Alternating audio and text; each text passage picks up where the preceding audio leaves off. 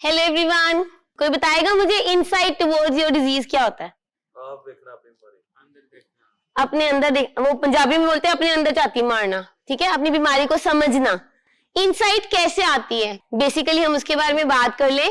Introspection towards yourself, वही अपने अंदर छाती मारना, अपने बारे में समझ सकना। इंट्रोस्पेक्शन इज अपने बारे में समझ सकना। Then to identify your past behaviours.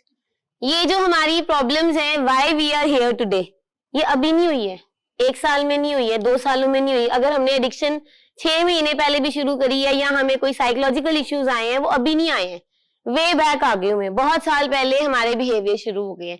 जैसे कि हम फैमिली से पूछते हैं कई बारी कि बचपन कैसा था, बचपन में ये कैसा था, ये शरारती था, चुप रहने वाला था, हाइपर एक्टिव था, कोई इसके स्कूल कॉलेजेस में कंप्लेंट्स तो नहीं हुई, कोई प्रॉब्लम्स तो नहीं आई।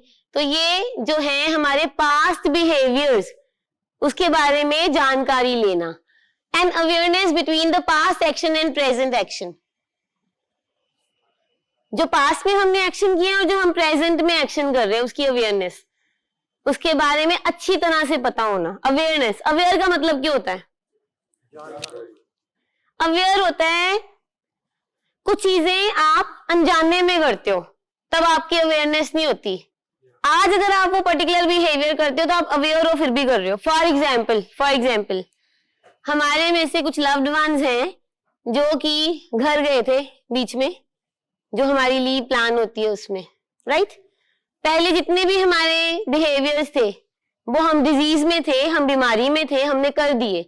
लेकिन 6 महीने बाद भी अगर हम वही बिहेवियर करते हैं तो हमें पता है, हम अवेयर हैं उस बिहेवियर के बारे में, फिर भी हम कर रहे हैं, गलत है, ठीक है? वो इनसाइट हमें, इसका मतलब आई नहीं है अभी तक, इनसाइट आने में बहुत टाइम लग जाता है। Then to find new ways to cope. हमारी जितनी भी थेरेपीज होती हैं, हम नए तरीके बताते हैं आपको कोप करने के लाइफ में। अभी उसी सिचुएशन में हमने वापस जाना है।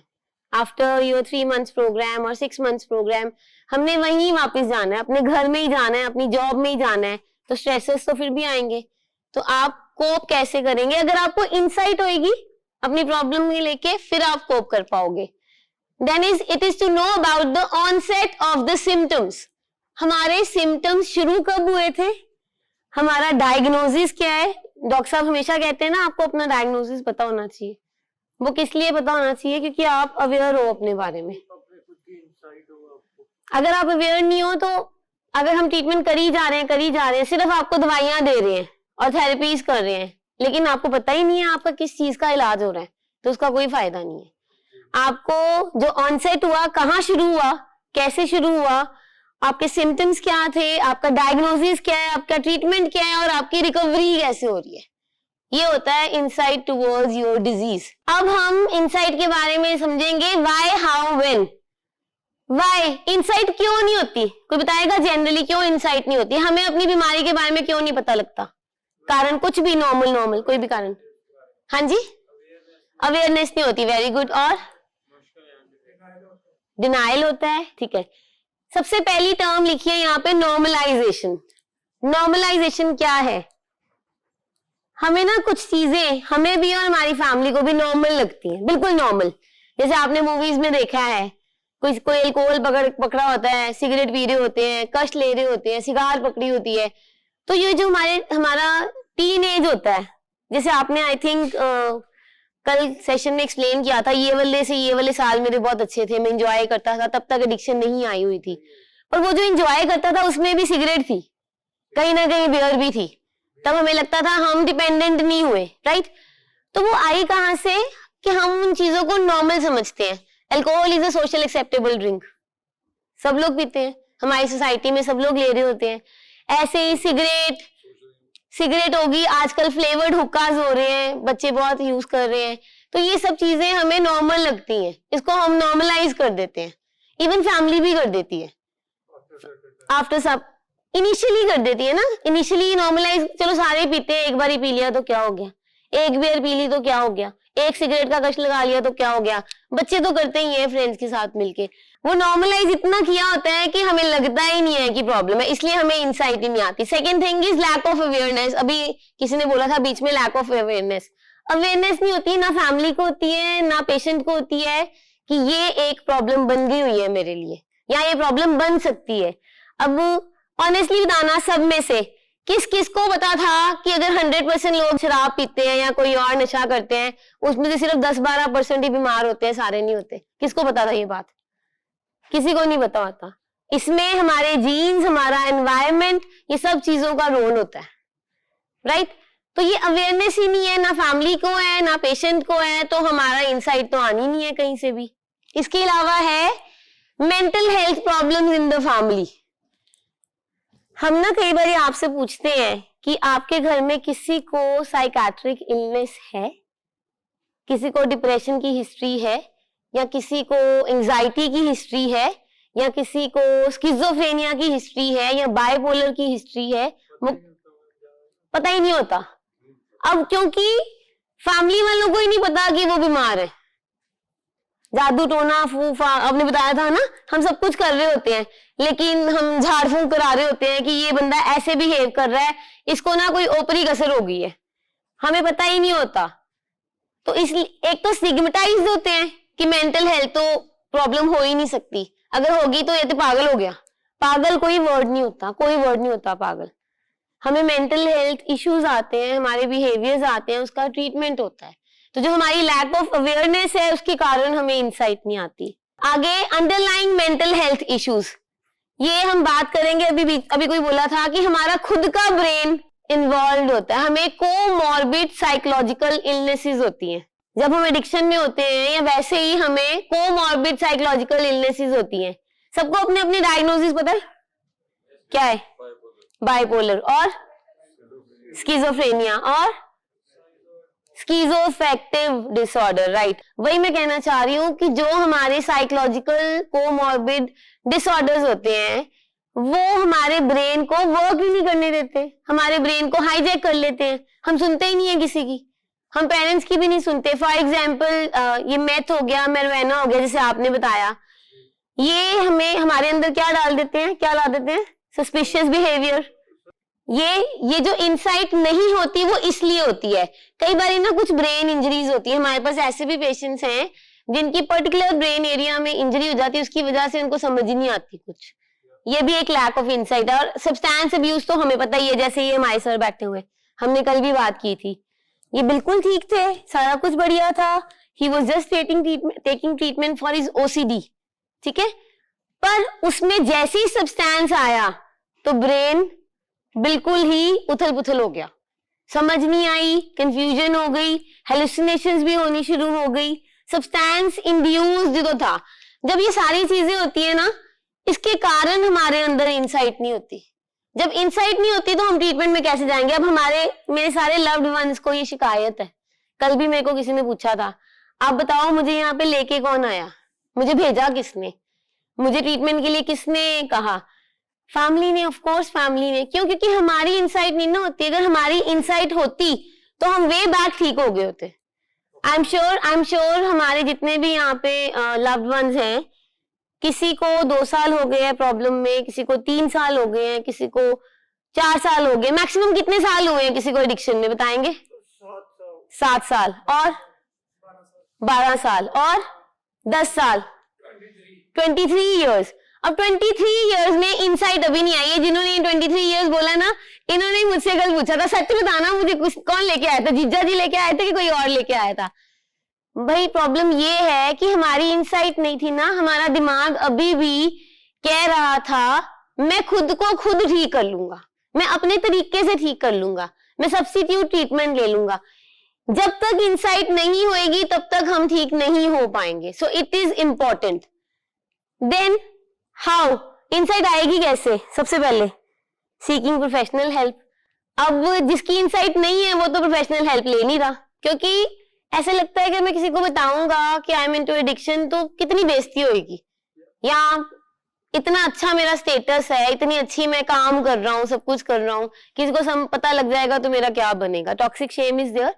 बट प्रोफेशनल हेल्प जब आप सीख करेंगे तो बात बन सकती है। ये जो हम बार बार आपको थेरेपीज कराते हैं, वो थेरेपीज का कहीं ना कहीं मतलब होता है कि आपके अंदर इंसाइट लाई जाए towards the disease. Second thing है मेडिकल इंटरवेंशन।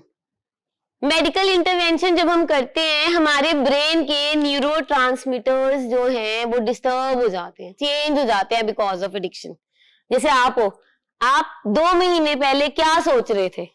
पैरानोया था सब जगह। आज आपने बोला आज मैंने भाई से बात की, मुझे बहुत सुकून मिला, ठीक है।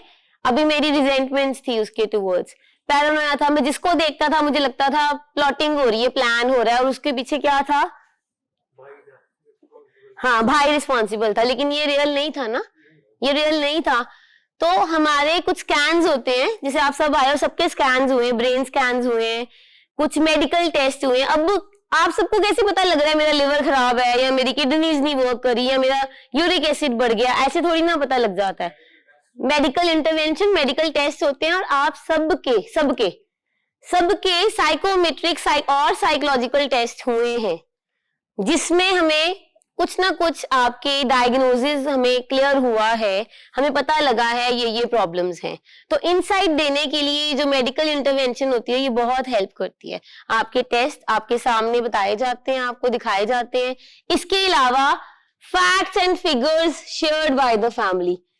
इसमें हम फैमिली से पूछते हैं प्री मॉर्बिड पर्सनैलिटी क्या थी, बचपन में कैसा था, वैसे कैसा है ये हंसमुख है, ये चुप चुप रहने वाला है, ये शेयरिंग करने वाला है, कि ये गुस्से में रहने वाला है। ये हमें फैमिली बताती है, और कुछ फैक्ट्स एंड फिगर्स हमें आप भी बताते हो। जैसे फॉर एग्जांपल कुछ ऐसे हमारे लव्ड वंस हैं जिनकी लाइफ में चाइल्डहुड ट्रॉमास रहे हैं, कुछ चाइल्डहुड एक्सपीरियंसेस ऐसे रहे हैं जो आपने शेयर करे हैं, तो उसमें हमें पता लगता है। तब वो फैक्ट्स एंड फिगर्स 1 to 10 करके या 1 to 20 करके जब हम आपके सामने लेके आते हैं, फिर इंसाइट आती है। यस, जैसे आपने आज बताया, ये इंसाइट ही है ना, कि मैं पहले ऐसे सोचता था, अब आफ्टर ट्रीटमेंट में मुझे लग रहा है देयर इज अ चेंज। वो मुझे लग रहा था वो झूठ था, वो ड्रग इंड्यूस्ड बिहेवियर था मेरा। अब अब आएगी कैसे, कब तक आएगी? व्हेन का मतलब है कब तक आएगी, कब आएगी इंसाइट? अब हमारे ना आपके पेरेंट्स आते हैं, एक कदों ठीक होएगा, एक कदों सुधरेगा, एक कदों चंगी गाल करेगा, एक कदों प्यार नाल गाल करेगा। तो वो प्यार नाल गाल कब तक आएगी, कैसे आएगी? ये 4 चीजें हम हमेशा करते हैं, communication, commitment, compliance and consistency. अगर हम ट्रीटमेंट में कमिटमेंट देते हैं, अपनी कंप्लायंस देते हैं, दवाइयां बंद नहीं करते, अपने फॉलो अप्स जो हम कहते हैं लगाते हैं, और अपना ट्रीटमेंट कंटिन्यू करते हैं, सबसे इंपॉर्टेंट है कम्युनिकेट करते हैं with your therapist and with your doctors, तो फिर ये इंसाइट आ ही जाएगी। पर टाइम कितना लगता है, कोई बताएगा कितना टाइम लगता है इंसाइट आने में? इनको 2 महीने बाद आज पार्शियल इंसाइट आई है, कह रहे हैं। Minimum 3 months to maximum 2.5 years, but unfortunately कई पेशेंट्स में इंसाइट आती ही नहीं है। Why it is a 100 days program initially inpatient? 100 days inpatient है, 100 days outpatient है, टोटल 6 महीने क्यों है? सबसे बड़ा रीजन क्या है? सबसे बड़ा रीजन है क्योंकि इंसाइट ही नहीं आती है। हम 1 महीना तो बेचैनी में काट देते हैं, आज फैमिली आएगी, आज ये करेंगे, फिर हम बार्गेनिंग करते हैं। दूसरा महीना फिर हमें थोड़ी समझ आती है, पार्शियल इंसाइट आती है। कुछ को 2nd month में आ जाती है, कुछ को 3 months में आती है। अनफॉर्चुनेटली कुछ ऐसी डिजीजेस होती हैं जिसमें इंसाइट आती नहीं है। क्यों? क्योंकि ये हम बंद कर देते हैं। After some time, after some months हम दवाई लेना बंद कर देते हैं, हम बात करनी बंद कर देते हैं। खुद भी लगता है, फैमिली को भी तो लगता है, फैमिली की भी अवेयरनेस नहीं है ना पूरी। फैमिली को भी लगता है ठीक हो गया, बात कर रहा है, पैरी हाथ लगा रहा है, अच्छी बातें कर रहे हैं, इवन की कमाई करना शुरू हो गया, जॉब पे जाना शुरू हो गया, सारा कुछ ठीक हो गया, तो इंसाइट नहीं आती। जो 2 से 2.5 साल लगातार जुड़े रहते हैं रिकवरी प्रोग्राम में, उनकी इंसाइट आ जाती है 100%। Now why insight is important? क्योंकि लाइफ ते डेथ का सवाल होता है। ਜਦੋਂ ਅਸੀਂ ਕਹਿੰਦੇ ਆ this addiction is primary, chronic, progressive and fatal disease. Fatal if untreated ਨਾਲ ਲਗਾਉਂਦੇ ਆ।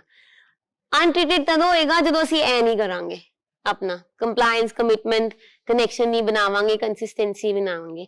So insight इतनी जरूरी है कि सानू जान दा खतरा है।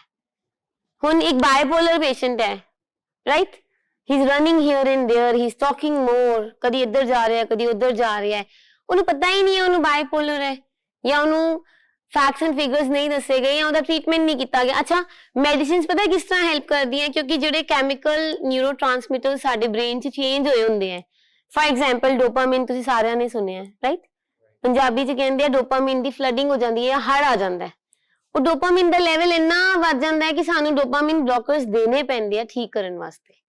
ਸੋ ਇਨਸਾਈਟ ਇੰਨੀ ਇੰਪੋਰਟੈਂਟ ਹੈ, ਅਗਰ ਨਹੀਂ ਹੋਏਗੀ ਤਾਂ ਸਾਡਾ ਨੁਕਸਾਨ ਹੋਗਾ। ਬਹੁਤ ਸਾਰੇ ਸਾਡੇ ਪੇਸ਼ੈਂਟਸ ਲੱਖਾਂ ਲੱਖਾਂ ਰੁਪਏ ਦੇ ਦਿੰਦੇ ਆ ਆਪਣੀ ਬਾਈਪੋਲਰ ਵਾਲੇ ਫੇਜ਼ ਦੇ ਵਿੱਚ, ਹਾਈ ਫੇਜ਼ ਦੇ ਵਿੱਚ, ਆਪਣੀ ਲਾਈਫ ਵੀ ਰਿਸਕ ਤੇ ਦੇ ਦਿੰਦੇ ਆ ਫਾਸਟ ਡਰਾਈਵਿੰਗ ਕਰਕੇ, ਰਿਸਕ ਦੇ ਵਿੱਚ ਜਾਂਦੇ ਆ, ਰਿਸਕ ਸਿਚੁਏਸ਼ਨ ਦੇ ਵਿੱਚ ਜਾਂਦੇ ਆ। So insight is very much important. Insight ਆਏਗੀ ਤਾਂ ਸਾਡੀ ਰਿਕਵਰੀ ਹੈਗੀ ਹੈ।